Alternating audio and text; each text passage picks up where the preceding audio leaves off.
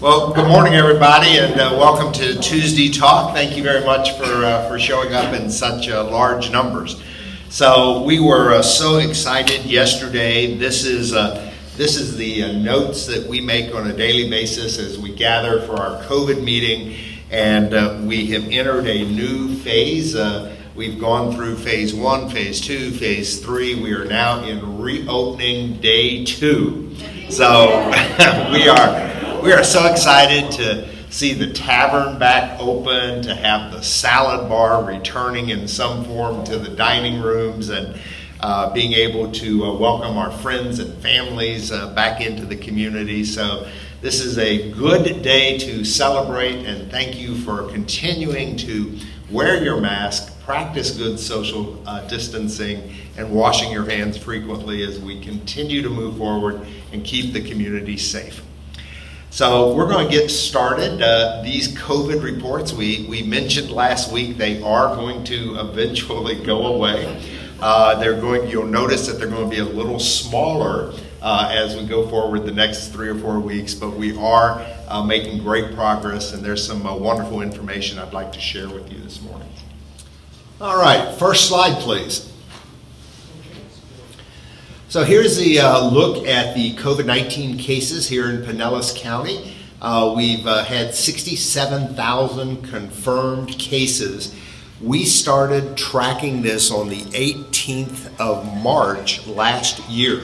So today is the 16th, so we are 2 days away from having met on COVID every day for nearly a year. That is a positivity rate, a cumulative positivity rate of about 15%. And so what that represents is a year's worth of data. That is not what the positivity rate is now, but over the last year, that was an average positivity rate of just a little over 15%. Next slide. Here's a better graphic look of the entire period. You can see it runs from March of last year to March of this year. And the most amazing thing to me is look at this area right back here. Here's February when we started to pick up that something was going on. And we had our initial spike. That initial spike happened in the second week of March. And look how small it is. I mean, we just had no idea. And then along came late June, early July. We had the second spike, and then sure enough, all the way through the summer and the fall, things looked good. And then we, starting in December, we had the third spike. It spiked on the 18th of January. With the high of about 869 cases. This is specific to Pinellas County, all this data. And then slowly we've seen a gradual decline, but you can identify up there the 3 specific spikes that we've had here in Pinellas County over the past 12 months. Next slide. So here's some tracking information, and the top chart is the 5-day rolling average, and this is for 2021. So I started back in January. I've gone through today, and it's a little hard to see any kind of pattern when you're looking at it at a 5-day rolling average.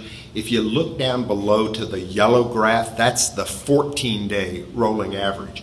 And so sure enough, what you see is that spike we had there in the middle of January, and then it's been a slow, steady decline through the end of January. February had a slight uptick at the end of February, and then those numbers have continued to come down, and you can see a better picture of that in the 5-day rolling average when you look at the blue graph from February 24th out through today. You've seen a pretty clear indicator that the curve has been turned.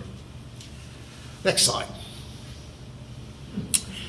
This is the same graph, and it just gives us we've superimposed a 7-day moving target. That's the red line, and it's just another way of graphically looking at it with a few less static bars in it. Next slide. Healthcare system capacity. I wanted to give you an update. There are a couple of things we now know about COVID.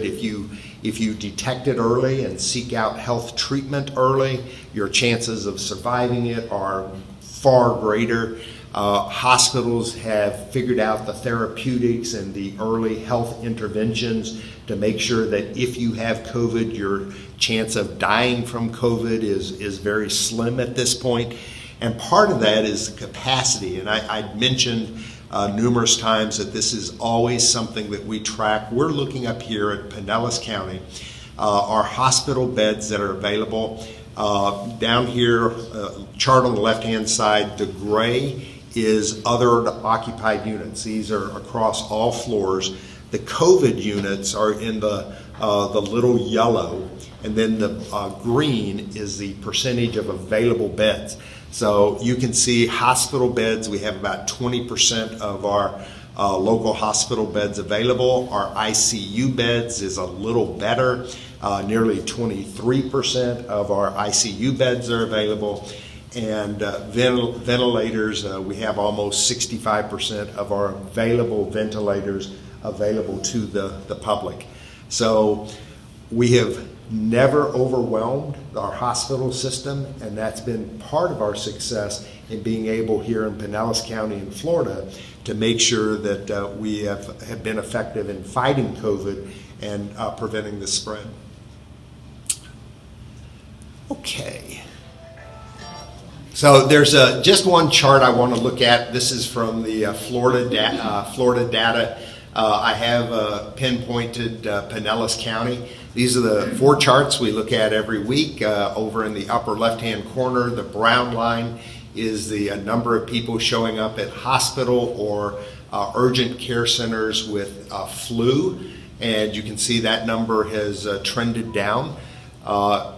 If you look at the one in the left-hand corner bottom, that's the purple. Those are the number of people who show up at emergency rooms or urgent care centers with COVID-like illness.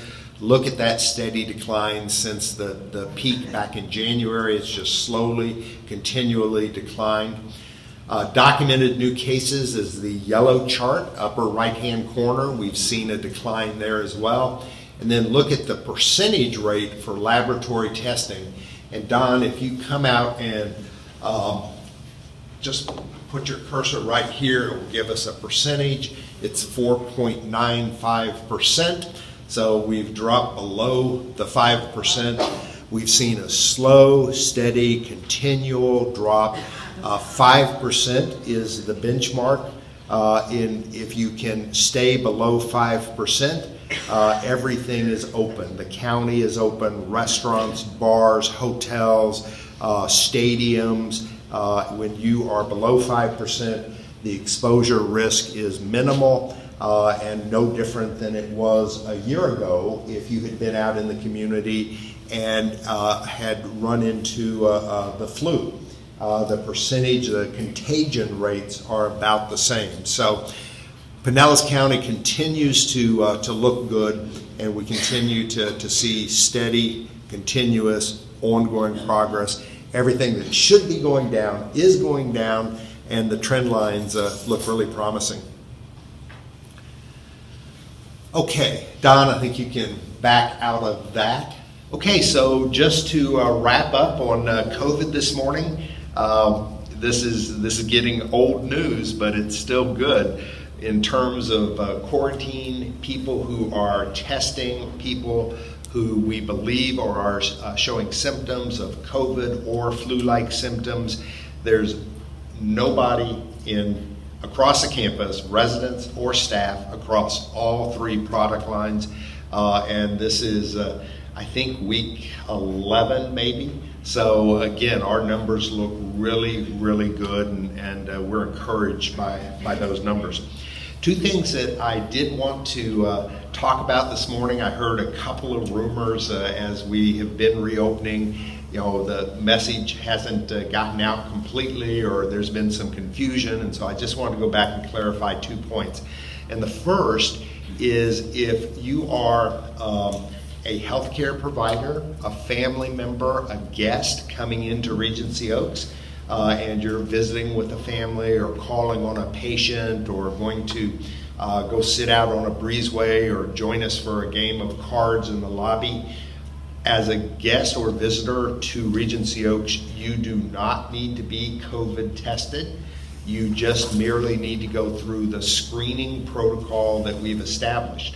And the reason for that is, remember that the vast majority of the public is still not vaccinated. Here in the state of Florida, we just crossed the 20% threshold. So 20% of Floridians are now vaccinated, but it's limited to those individuals over the age of 65 with a serious health condition who live in a long-term care facility, and they are just now starting on to the 1B, which we looked at last week, the healthcare providers, the educators, the firefighters. So the vast majority of the people in the state of Florida are not yet vaccinated. So I just wanted to clarify that point. The other point that I wanted to at least touch on is someone said, oh no, Brant said that if you, because if you've been vaccinated and you're out walking around, you don't have to wear a mask. And so I just want to go back and clarify that. I encourage everyone to wear a mask at all times. However, having said that, if you are playing bridge with 4 friends and you've all been vaccinated and you have a trusting relationship with those individuals, and you know where they've been and who they've been exposed to, and nobody is showing symptoms, you don't need to be sitting there with a mask. It's okay to remove your mask. And so the answer is yes, you can take off your mask, but it's with precautions in place and being careful. If you're walking to and from your apartment you're headed somewhere and you're going down the corridor and you see neighbors from the far end of the hallway, it's always a good idea to take that mask and button it up across the face. When you're in small, unventilated areas, wearing a mask is a great idea unless you're very familiar with who you're sitting with or coming in contact with, because that's just the safe thing to do. And yes, 97% of our residents are vaccinated, but 3% of our residents are not. And so it's the safe thing to do for those residents who have not been vaccinated. And then of course there's the whole new dynamic of having guests, families, and friends in the community that we previously, for the last 9 to 10 months, have not been allowing at all. So just those 2 reminders, and that is going to close out my remarks on COVID. Any COVID-related questions before we move on?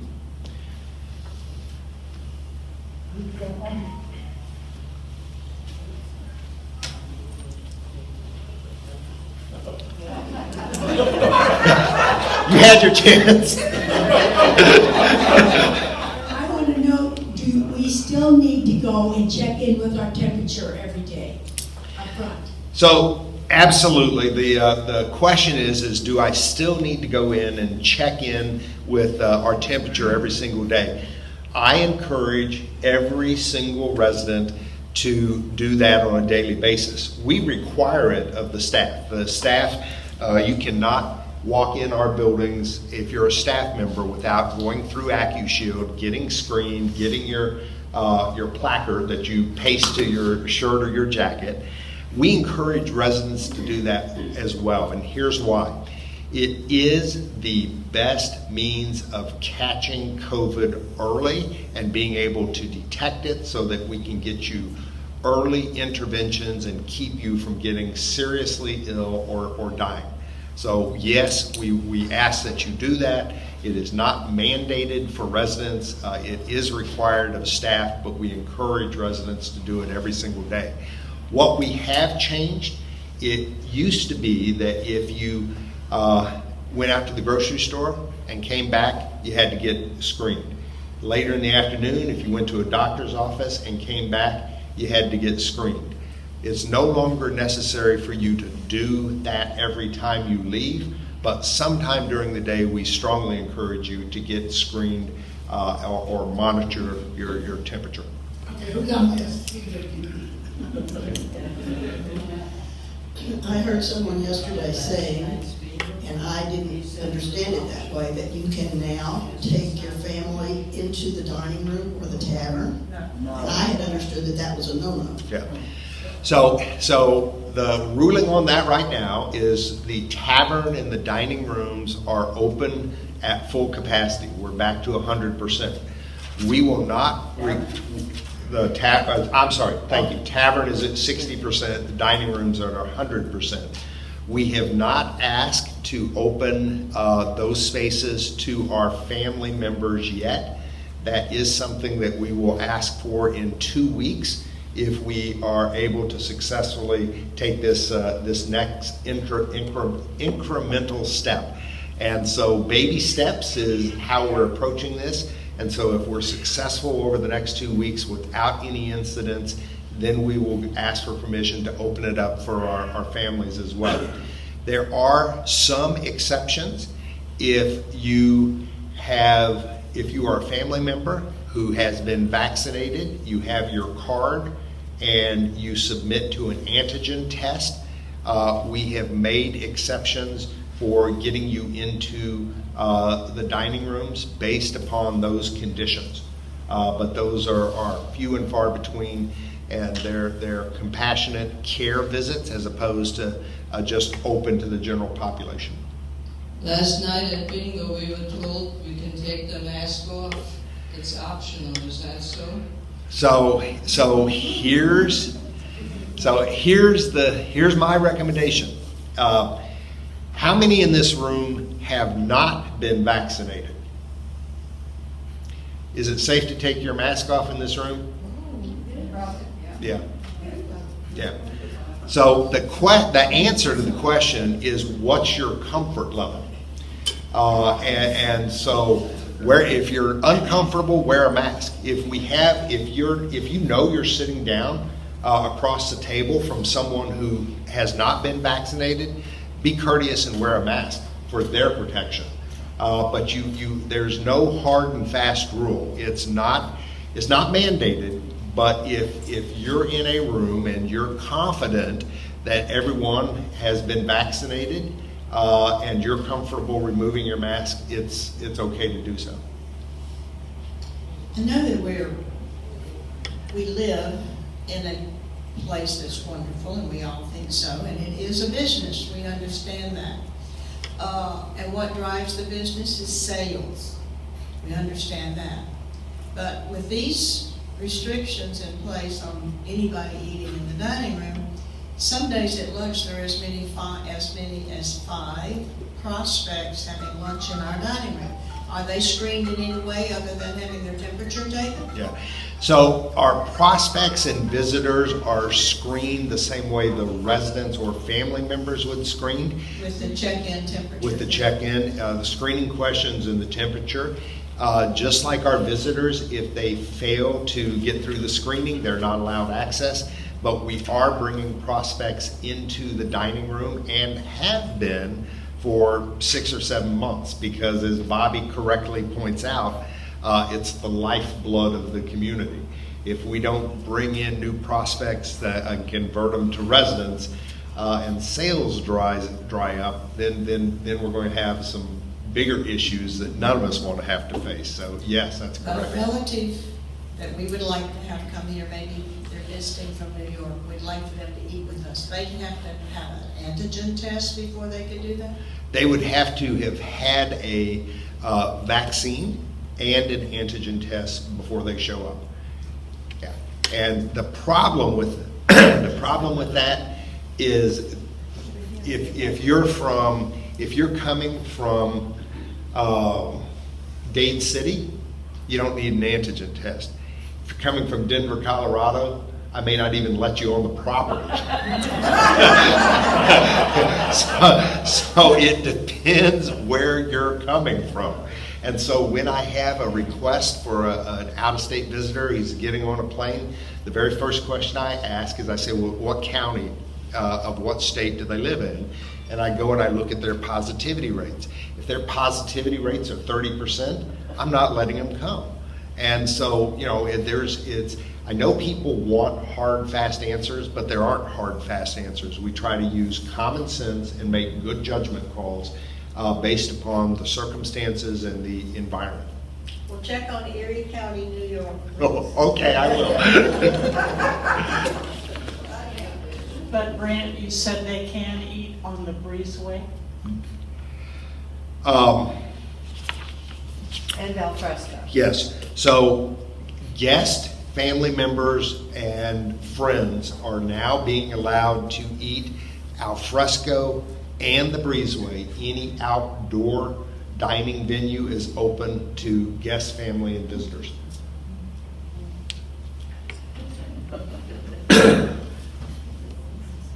May I recommend that it be people from out of town to give residents a chance to go to the grill because it's been over a year.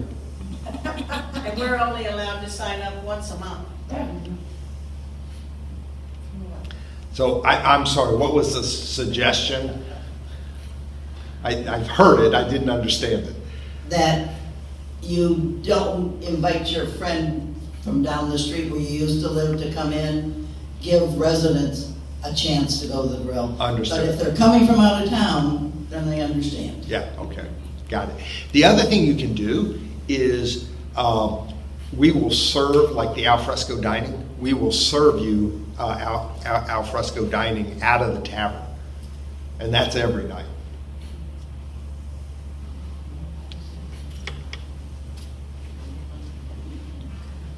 Brent, would you always repeat the question? I've had several people who watch it on television who don't hear the question because they're not close to Tiffany's microphone, and they don't understand when you answer sometimes. So if you can, you used to do that really good. Okay, so You slapped. Jean is reminding me that I have been negligent in repeating the question before I answer it, and Jean, I will try to do better for you.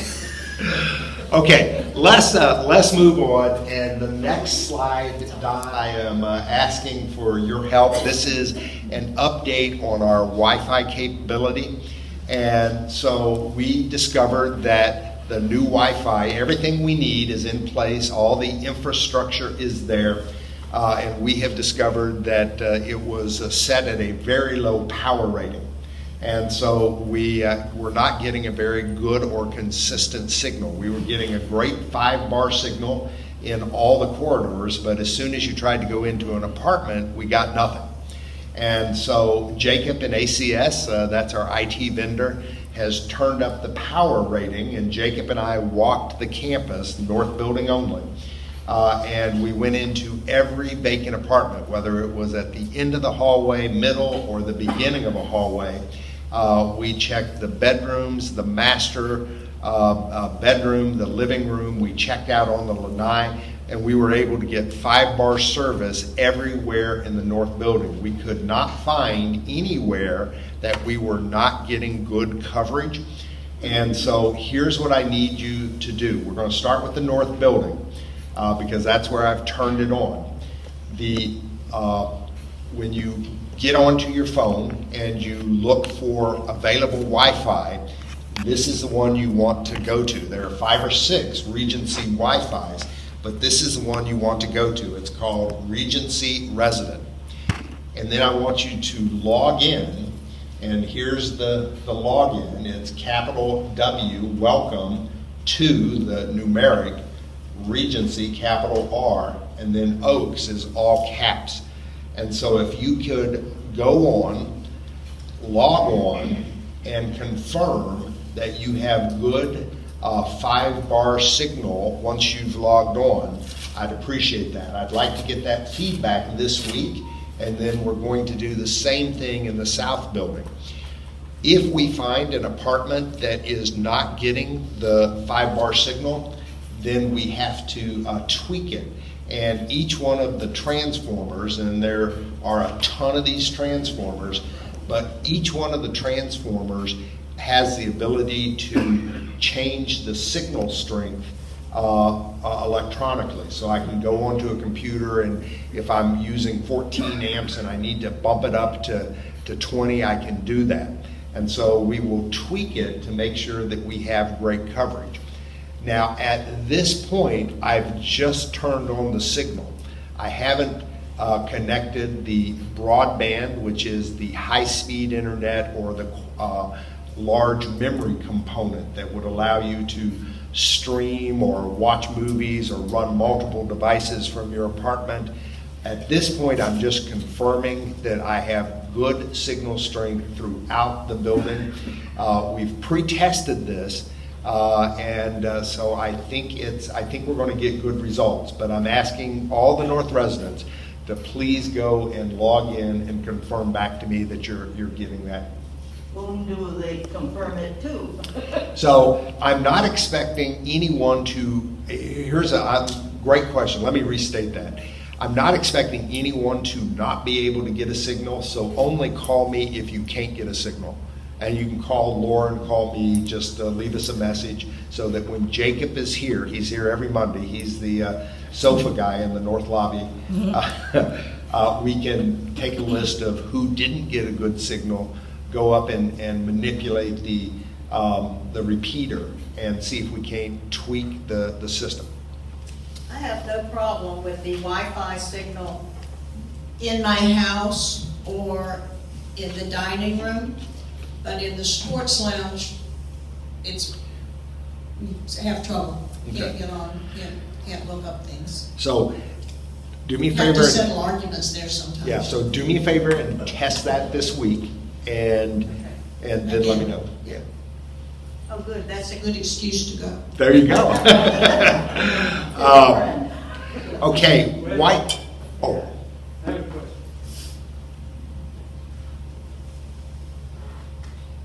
How do we know that this system is more secure than the system at Starbucks or in a general hotel? It seems like the same kind of a system, and they are not secure.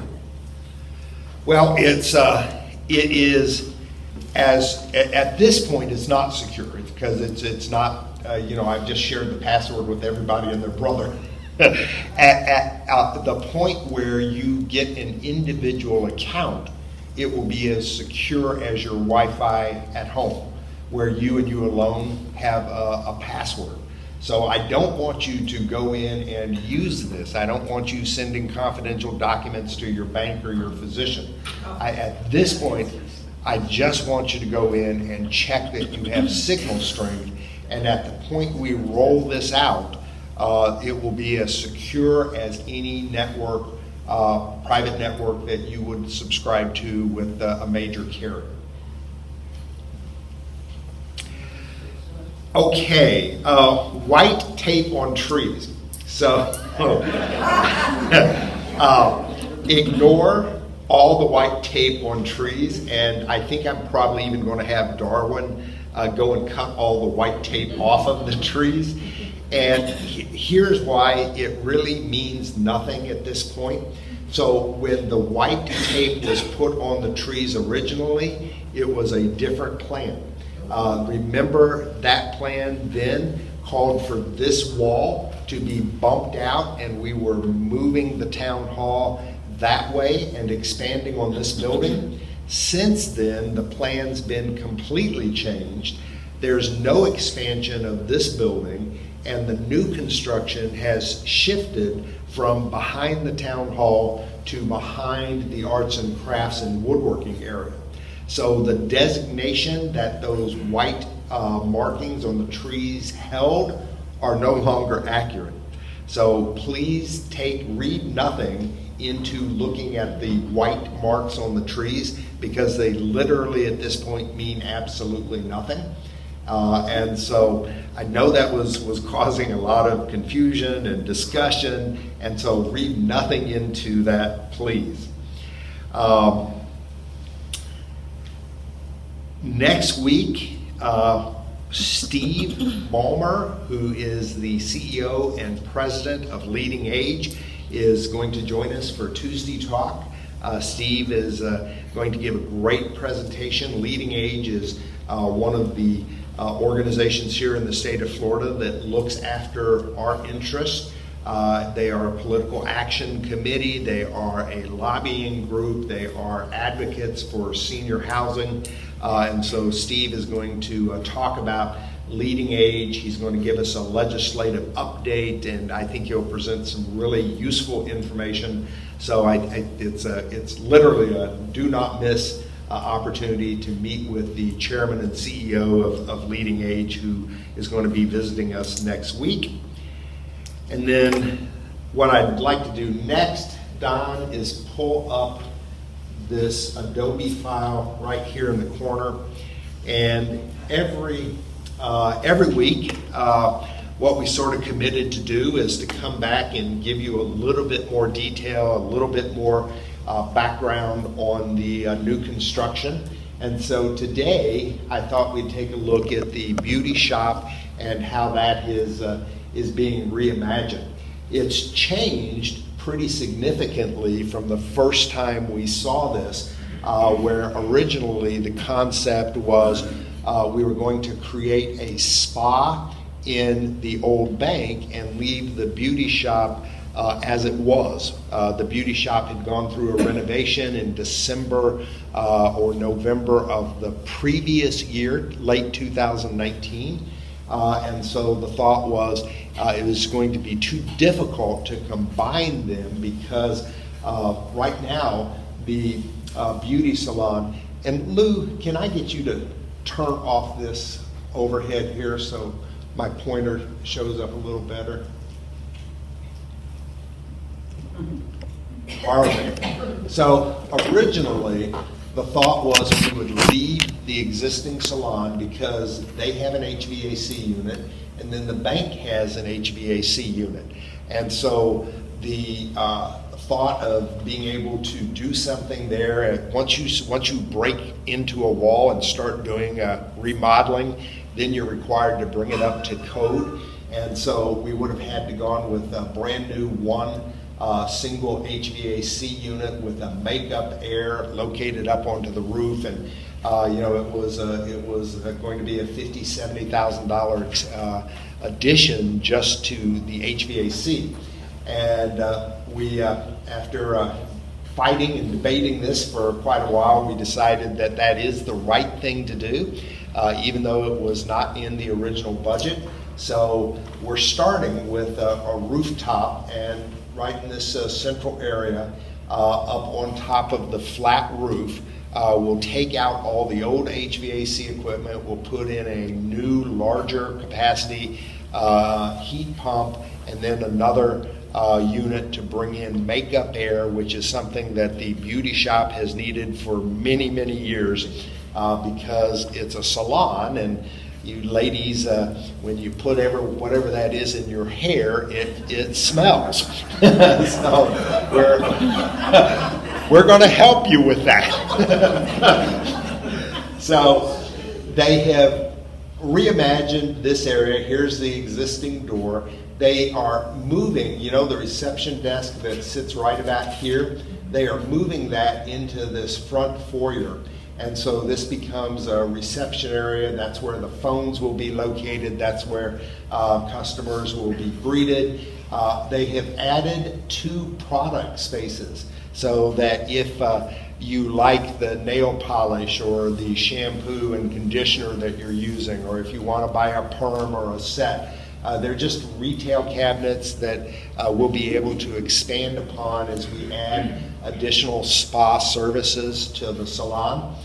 We've kept the existing salon right here, and we've moved these dryers that are sitting right here. We've moved them to this side of the window, and then have created an open lounge area that can be shared by both the salon, the pedicure lounge, and the spa area. We've added a storage room. One of the things that we took away from the original renovation was the ladies didn't have any place to put their purse, their lunch, their personal possessions, so we've created a little storeroom so that they'll have some private space for their belongings and be able to utilize that area. We've added this mixing room with vents and running water so that the chemicals that you use in the spa and salon can be mixed in a vented room, try to control that. And then we opened this up, and there's a door here right now, but in the revised plans, this door has been eliminated, and it's just a continuation of a hallway. And then off of this hallway, there's the existing bank vault. We have decided to leave that in place. We're going to drywall around it and make that just a closet of some sort for chemicals, supplies, storage. We're not quite sure. The cost, this bank vault was pretty valuable. We could have sold it. We had people who were willing to offer $35,000 for it. The estimated cost of removing it was almost $60,000. Didn't want to pay that. Yeah, that thing is heavy, and the best solution is to just build around it. You'll never be able to see it. We'll take that door off and dispose of it, sheetrock around it, put a regular access door, and create a small but useful storage area. And then we've designated 3 different rooms. This room right down here is aromatherapy. These are recliners, and I understand that in aromatherapy, that's the preferred seating, as you are able to go in and there's gentle music and warm lighting, and they give you heated blankets, and you recline in this recliner, and then they introduce different aromas that are calming and relaxing. So, yeah, I'm looking forward to trying it. I don't know how relaxed I can get, but I'm looking forward to trying it.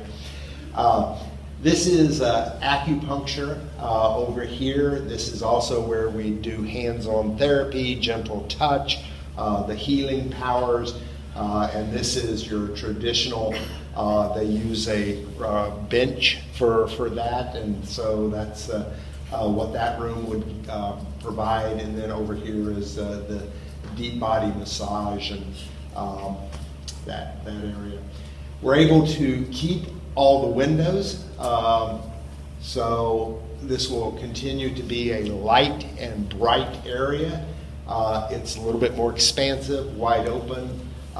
We looked at the colors last week, and you'll remember that they were in the blues, the grays, and the white, and so they are designed to match what the existing salon colors are, or at least to complement. It's not an exact match. And Is that an exit door up there? yes, so we are leaving the bank door, and we decided to do that, and we put a locking door right here, and we put left the bank door. And the reason we decided to do that is we could envision times where you might be able to come for a massage on a Monday. And so even though the beauty shop might not be open, we wanted you to be able to still use or access the spa functions. We don't know if Abby is going to continue to run the entire operation or not. I have a lunch scheduled with her this week where we're going to talk about services and negotiate a contract. And so that's our desire, is to have Abby's company continue as the provider, but we're not quite there yet. Brent, if you eliminate that door from the lounge, if you eliminate, Right there? if you eliminate the door from the lounge, yes, that one, does that mean there's no access from the salon area into the spa area? This would be the locking door. No. There'd be the an other one. opening, just not a door to shut. Right. It's still gonna have an opening there. Wide open, yeah.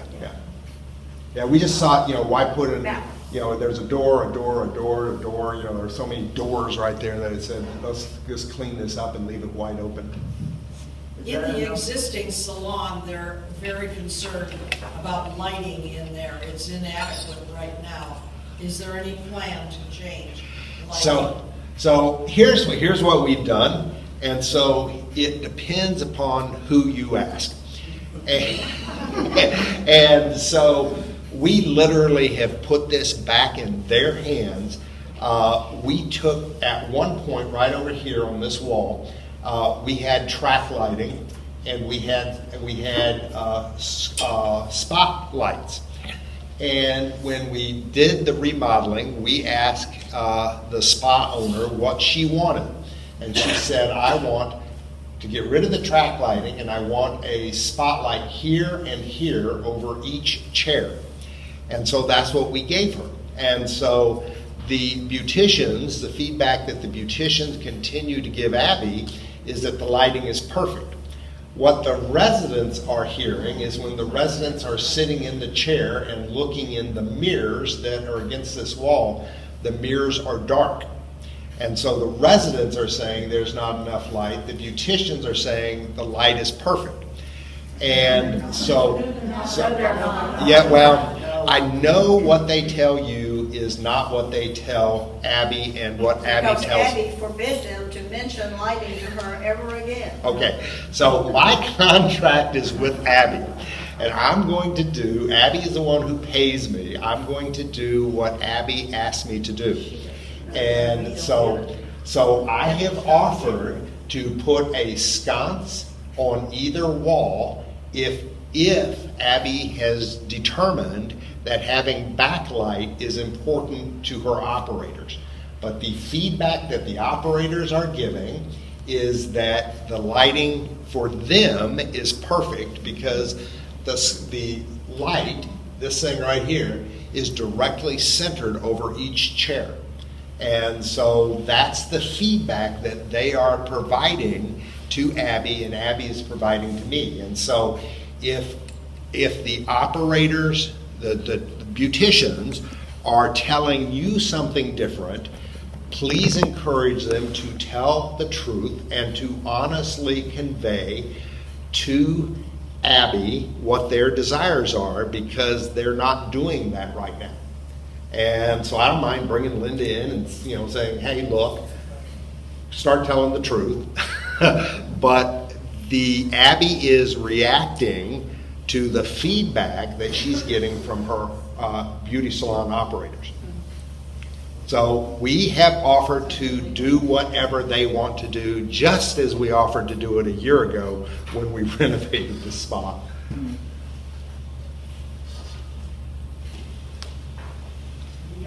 I got a question from Judy.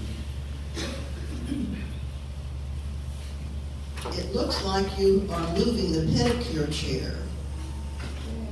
Is it gonna be the same pedicure thing, because it's awful?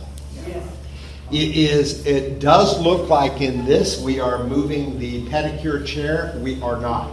The pedicure chair is oriented this way instead of this way.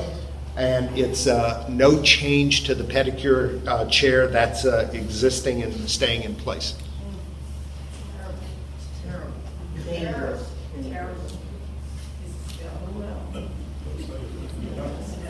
There.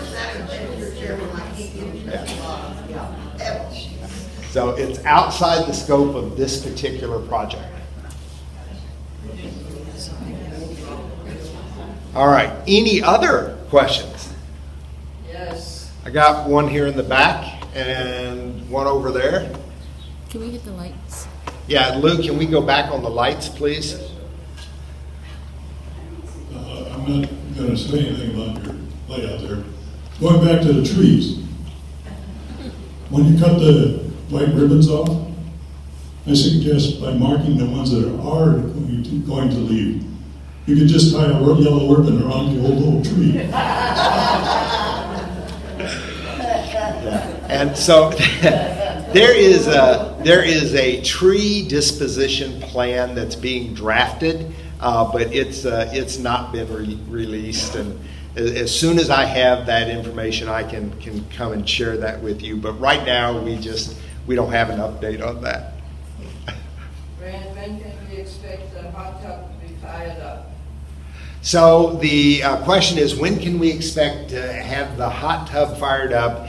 And so we did fire it up after it being down for a year, and surprise, surprise, it didn't work. So there is we've called the repairman, and they're scheduled to come out. So hopefully we'll get that up and running this week. Thank you.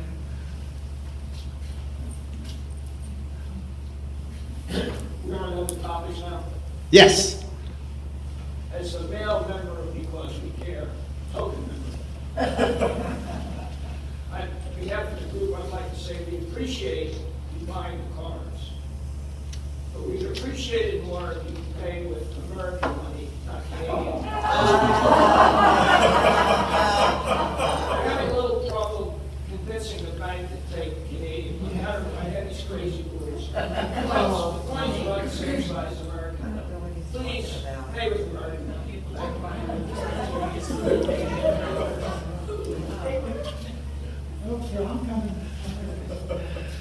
Coin of the realm.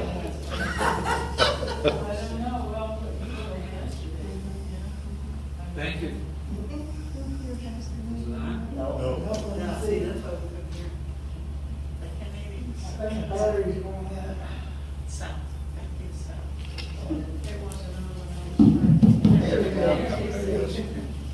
Thank you for mentioning the masks again.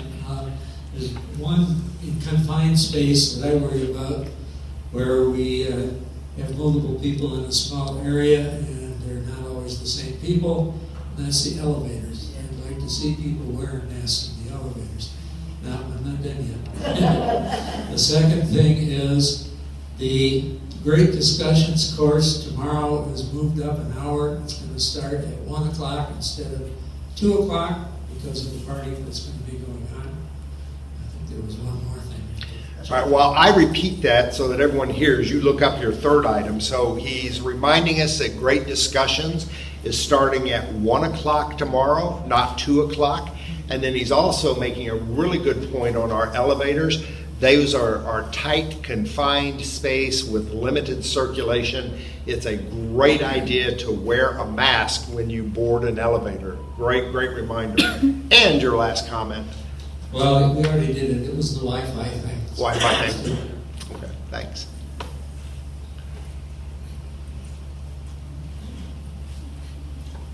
Several of us back here are concerned about the pizza oven and What's going on with that here? So, we talked about this a little bit last week, and we've been red flagged by the Department of Professional Regulations, Bureau of Hotel and Restaurant Management Enforcement Division. And even though we permitted this and ran it through all the appropriate channels and got our building permit and got all the sign-offs required, this agency out of Tampa showed up on an unrelated matter and said, oh, hold on, there's an issue here. So we have not been successful in working that through, and we had tried to have our fire marshal, who is supporting us, go down and fight the battle, and he came away with his tail between his legs, and we've not had any better luck. So we are in the process of bidding out a structure that will meet the requirements to see what it looks like. We're asking for some line drawings so that we can envision it and see what it looks like, how bad that's going to be. But essentially, that pizza oven, no matter where it's located on campus, is going to require a screened enclosure with a solid roof and some sort of vent. Take it away. Just take it away. Too expensive. Well, so we've got a couple of contractors coming out this week to try to give us some creative options that would still look attractive. We don't want to do something down there that's going to destroy the ambiance of that area. So, let's not give up yet. Let's see what they come back with. We'll share the line drawings so that everyone can sort of see what we're looking at, and we can take some input and go from there. But that's where we stand. That's the update on the pizza oven. Excuse me, I think you have another choice, and that's to get the thing out of there and not replace it with anything. Have you considered that at all? Wait. The ambiance down there is not good. Really? So, no, I haven't, no one's said that to me. So it's a different perspective. May I ask another question? How many people here agree with me? Maybe I'm in the minority. How many agree with me that that is an unattractive area down there? Okay, I'm in the minority. Yeah. So, it's, what I think it is everything we can do to create different dining venues. We have 2 dining rooms, the tavern, the Regency room, the grill on the breezeway, the alfresco dining, the enchanted evening, the wine and food pairing. The purpose for doing all of these different venues is to bring variety to the residents. And it may not be your cup of tea. Everybody, we have people who eat in the dining room every single night, and they're perfectly content to eat in the dining room every single night. But we also have residents who like the variety, who want a different menu, who want a different experience, and they believe that variety adds quality to their life. And so what we try to do is meet everybody's needs. And so certainly we did not set out with the intent to make that area worse, but to make it better and create a different venue that people might enjoy. I think if we can get it up and operating, it's still going to be a very popular venue for residents who enjoy going out, having a beer, a glass of wine, and a coal-fired pizza. It's unique, it's different, and I think residents are going to really enjoy it once we figure out how to make it happen.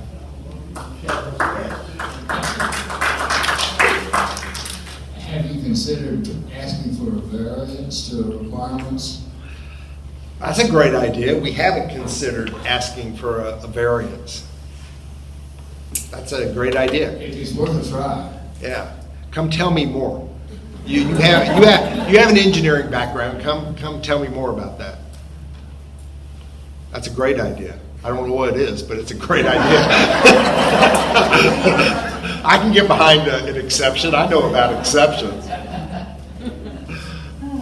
All right. I'll be happy to look at the requirements that they've levied on you and see what we can do. I'm glad to help with that. Perfect. I have them. Thank you, sir. I'll take you up on that. Ed Hawks has talked about variance too. Okay. Yeah. Perfect. We have world-class engineers. I'll put you to work any day. If you can put man on the moon, you ought to be able to figure out how to get rid of the damn roof. Come on, Chet.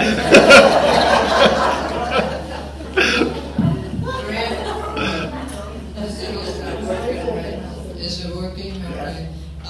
Can the Spanish teacher wear that mic that you're wearing? Yes. Would we have to put all this stuff up? The screen and all that? No, the mic is freestanding. Because the people in the next table behind, they cannot hear her and she can't shout loud enough. Yes, absolutely. And who could fix her with that up? Because needs somebody that knows how to do that. Tiffany is adding it to the setup sheet. So not a problem at all. Do we have to ask every week? Who do we Nope. ask? She'll add it to it one time and it will show up every time she's here. The guy that was here doing the setup yesterday had no clue how to make it work. He had the screen going up and down. He had the projection going on the wall. He did everything except get the mic to work. Yeah, and so independent systems, the mics are not connected to the screen at all, so that's probably his first clue. And And if, I mean, we tried to get everyone trained on this, but if there is ever a problem, call the front desk. There's always someone here on campus who knows how to operate this equipment. Thank you. All right. One last question, it's back to the COVID. Brent, you said that we had 97% people who had had the vaccine, which means there are 3% of people who did not. I don't want to know names and I don't want to know why, but is there a way that we can get to 100%? Because that makes a difference to the population.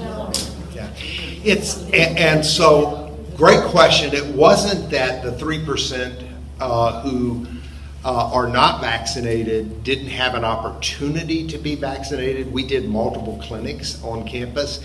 It's that they chose not to. And there are some people that the CDC recommend do not get vaccinated. If you have an autoimmune disease, they are not recommending that you get the vaccination. And so, my take on this is you should follow the guidelines of the CDC and your physician. And there are certain diagnoses that do not support getting a vaccine. And so 97% is really high. We're one of the high percentage communities within not only LCS, but also the state. We report these numbers, and our residents, the vast majority of our residents were able to get vaccinated. Great question. All right.